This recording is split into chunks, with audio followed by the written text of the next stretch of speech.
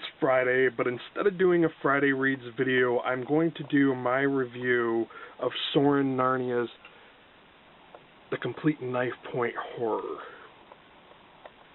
I first off have to say that I'm going to leave a link to my first impressions of this book down below so that you can see that if you want to understand a little more why I, reviewed the book the way I did. I'm going to say that there are no half stars on Goodreads, but I feel this book is a 2.5 star book.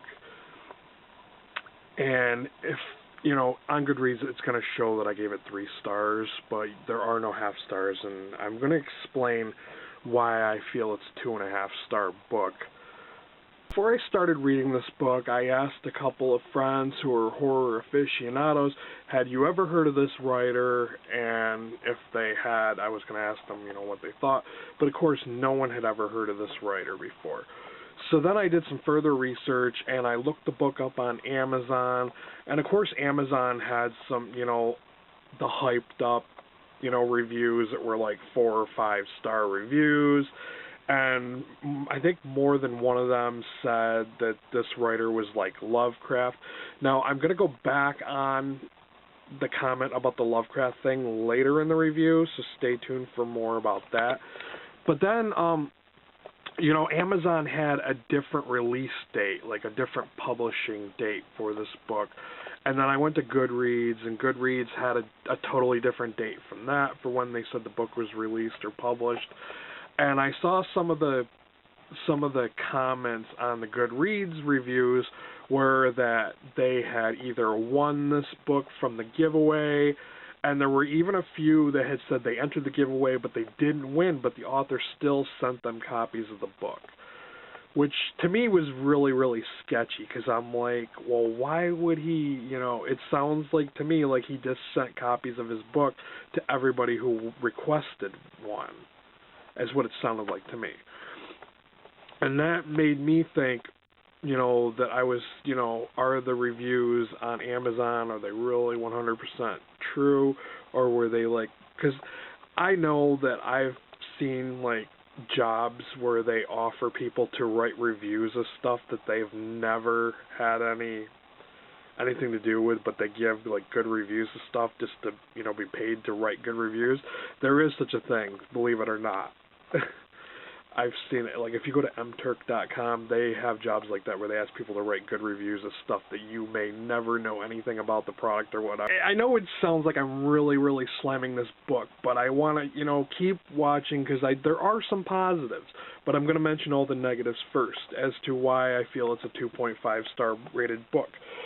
For one, and this is the downside, when you get authors who are really unknown and nobody really knows them, I hate when they use, like, the cheap cover art that just, like, if I saw this book in a bookstore on a shelf and I saw this cover, nothing about this cover makes me want to pick it up and say, hey, I wonder what that book's about, and it makes me want to read it. The e-book version, the Kindle version of this book, has a color picture of that image, and that image is like, it's from an old oil painting from like the 1400s, if you know what I'm talking about. It's like a classic painting that probably, nobody owns the rights to it anymore because it's so old, and apparently it looks like, it was run through a Photoshop filter and then put into a grayscale for the cover of this book. So yeah, the cover is so vital and so important to books. I know they always say don't judge a book by the cover, but let's face it, I mean, we're all guilty of this. When we go into a bookstore and we see a book, we see a really cool cover, it makes us want to pick up that book and read more about that book to find out what it's about and whether we are going to choose to read it or to buy it. So that's another reason why I rated it so low. The cover alone is just, But then, it's not only that, but, like, the title of the book, The Complete Knifepoint Horror. When I hear the title and I envision this book, I'm thinking it's going to be about, like, serial killers or some kind of, like, violent, like, Jason Freddy Krueger type stuff. But no, I'm not going to give away any really details about the book in case you want to read it. I'm not going to give away spoilers, but it is a book about the supernatural. Like, all the stories involve supernatural things, mostly paranormal, because it's a lot of ghost stories, mostly. And there was only one story in the book that had anything to do with a knife point. And that's why I'm wondering, like, why would you name this book The Complete Knife Point Horror? Maybe perhaps it should have been something, like, in the title about ghosts. It just would have made more sense. And then if you see my first impressions video, I'm really turned off by the way it was written. Like, there's no breaks, like no paragraphs, no capitalization of names or starts of sentences. There's no titles even to any of the stories.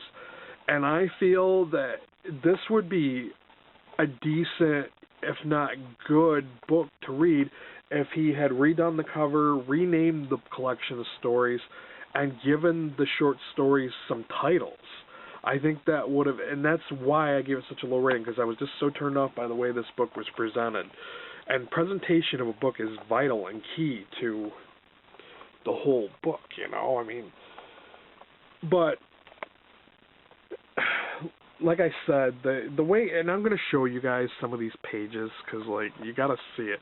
It's just continuous text. Like, it's just written like this. And yeah, I'm not an editor, but I did come across, like, one, like, grammatical error. And, of course, you will, even in a well-known author, every once in a while you'll come across, like, grammatical errors. But, like, after looking and reading it, there's not even page numbers. So this, and, like, when I saw the grammatical error, I was like, oh my God. I'm like, are you serious? And it's just because of the way this book is presented, it made me even more critical of, like, the one grammatical error that I did find, where he used "an" instead of "a." And if I'm correct in my thinking that the only time you ever use "an" is if your following word starts with a vowel. I feel like it should have been "a historian," not "an historian." But yeah, but just the way this whole book was presented made me really nitpicky about that one error I found, just for that reason. Plus side, there were quite a few, like, I'd say a majority of the stories were pretty good. They were a lot of ghost stories, and those were the ones I found, to be Soren Narnia's strong points. He is good at writing ghost stories. I will give him that much. They were really well written ghost stories. There were a few, now this is, I'm going to go back to the Lovecraft comment, because a couple of people have said, well, he's kind of like Lovecraft.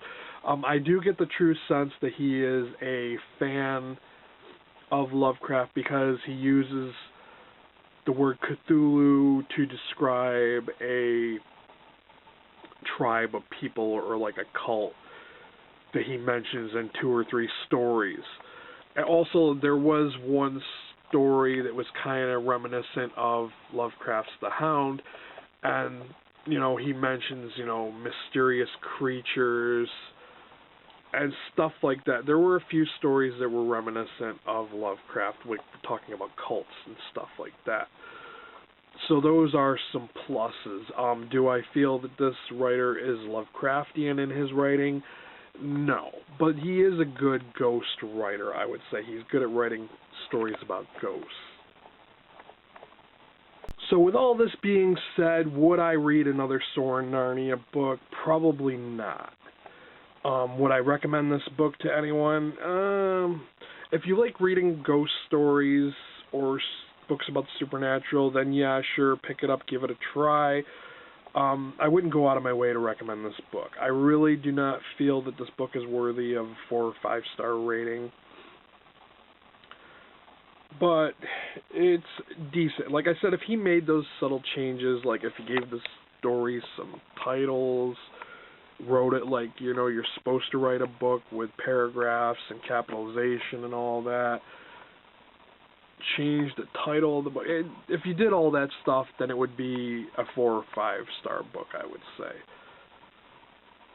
But, this is just my honest, thorough review of this book. And I'll admit, when I did my first impressions video, when I first saw the book, I was expecting it to be total shit, but it wasn't. It did have some positives. The stories were, most of the stories were good, so I will give it that. It wasn't a total letdown. Like, I didn't want to stop reading it. It wasn't one of those. It wasn't that bad where I was like, I just can't read this book. But that is my review of the complete Knifepoint horror by Soren Narnia. You know the drill. Leave questions, comments down below. Would you read this book, or have you read this book? Yeah. Later, guys.